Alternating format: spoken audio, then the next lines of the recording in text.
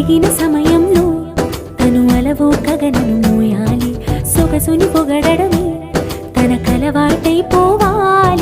పనులను పంచుకుని మనసుంటే ఇంకేం కావాలి. అలకని తెలుసు